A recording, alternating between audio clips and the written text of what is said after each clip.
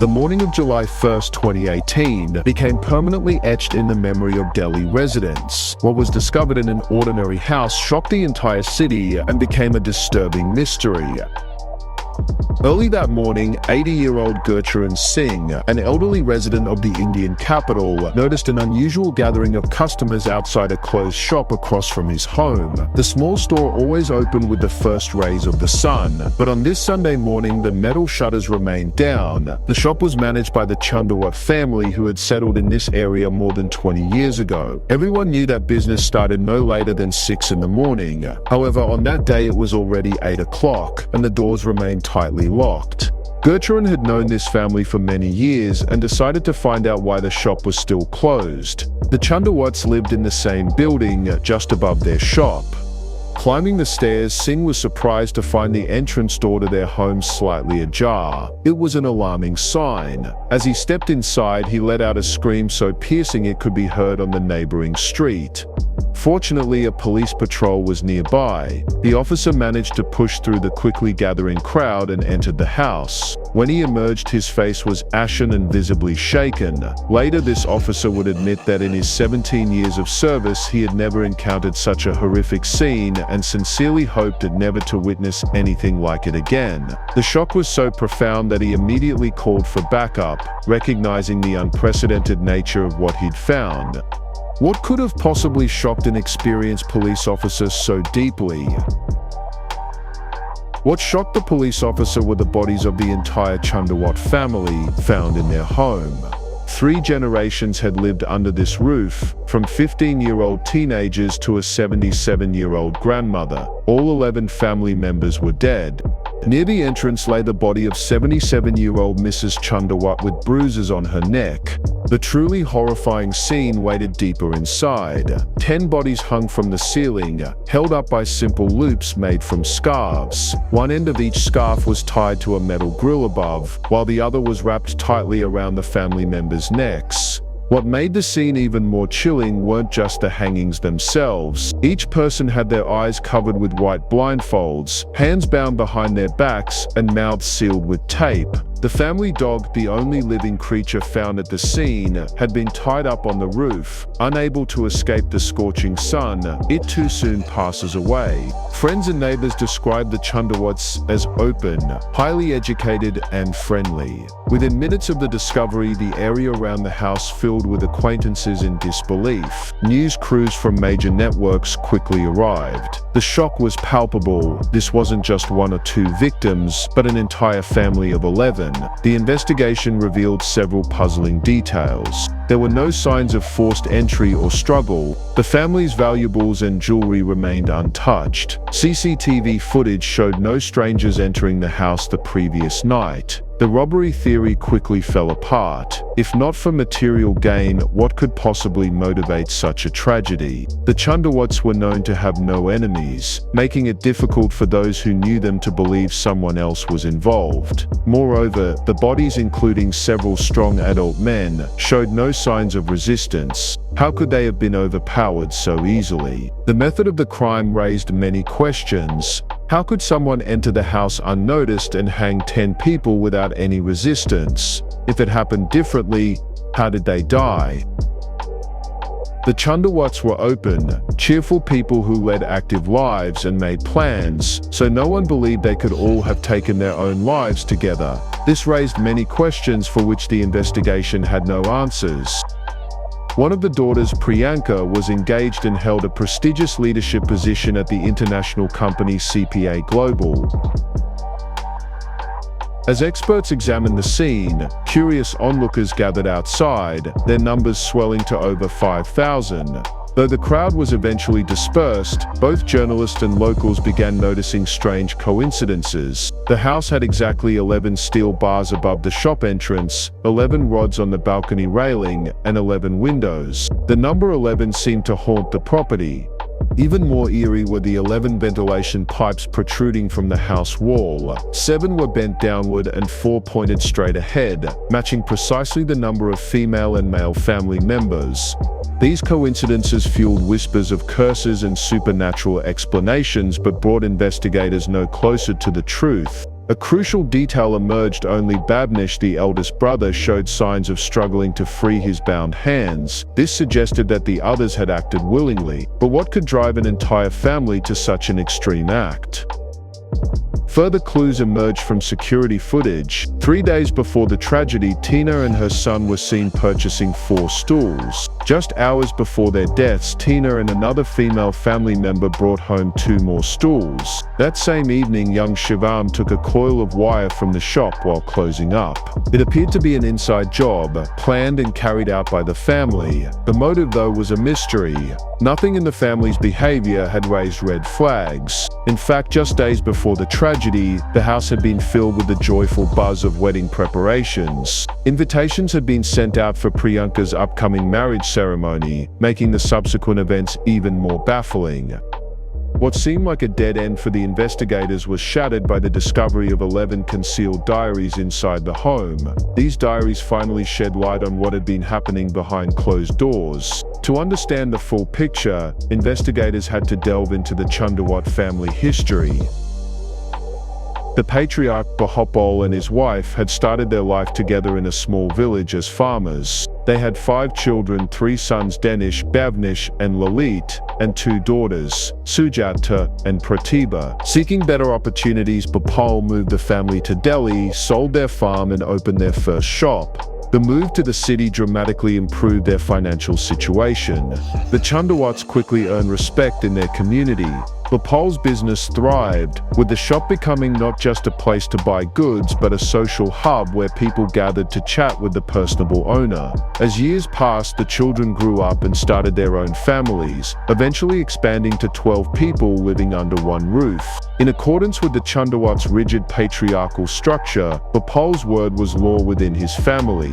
Beyond their home, neighbors frequently approached him for his wise counsel.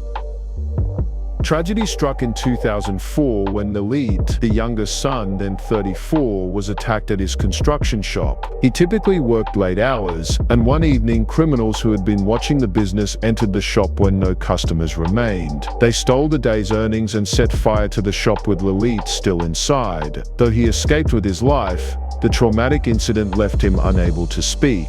For 3 years, he communicated only through gestures and written notes. Despite consulting numerous specialists, his voice didn't return. Those close to him noticed profound changes in Lalit after the incident. He became withdrawn and introspective, increasingly drawn to spiritual practices and spending long periods in meditation. But the family's troubles weren't over. In August 2007, after a prolonged illness, Bhopal passed away. His death left a void as the Chundawat family's moral and spiritual guide, prompting questions about their ability to navigate life without him.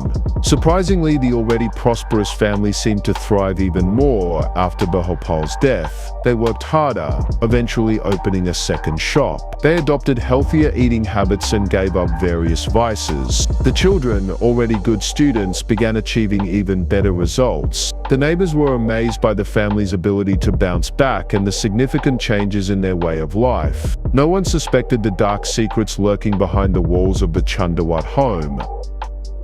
Shortly after Bhopal's death in 2007, the family gathered for a memorial prayer. To everyone's amazement, Lalit, silent for 3 years, suddenly began singing prayer verses. It was medically impossible. The doctors had said his larynx was beyond repair, which left everyone in astonishment. The fact that this occurred during his father's commemoration seemed laden with meaning. Relatives considered it a miracle, but Lalit had another explanation.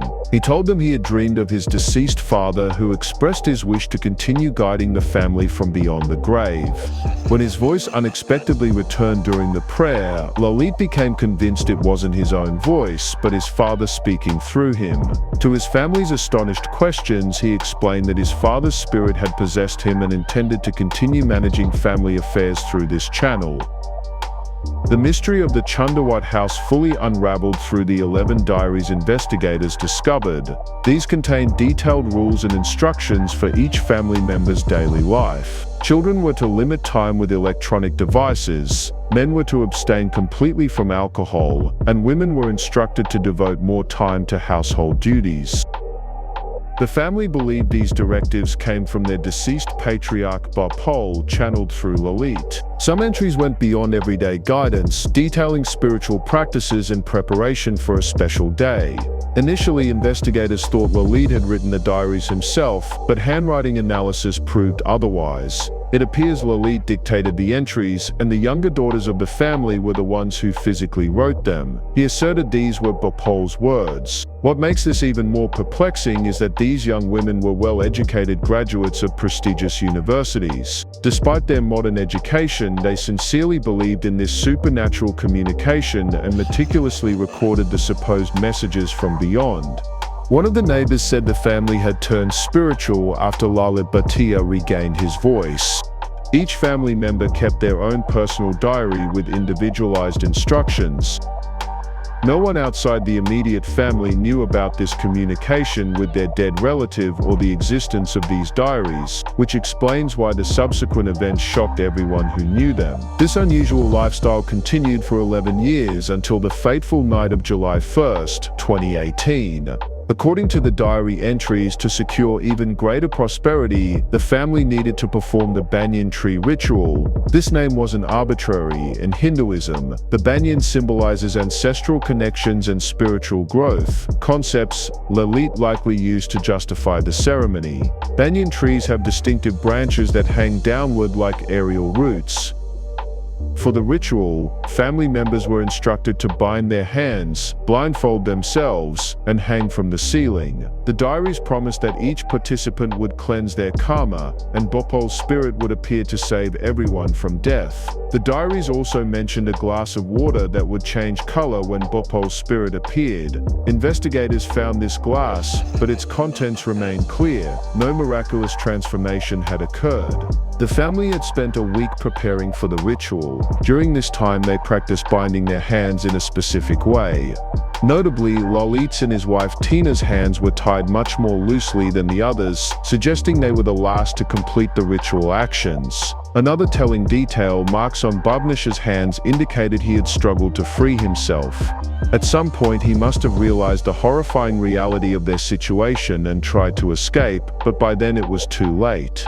The elderly woman found on the floor had apparently been instructed to participate lying down due to her age.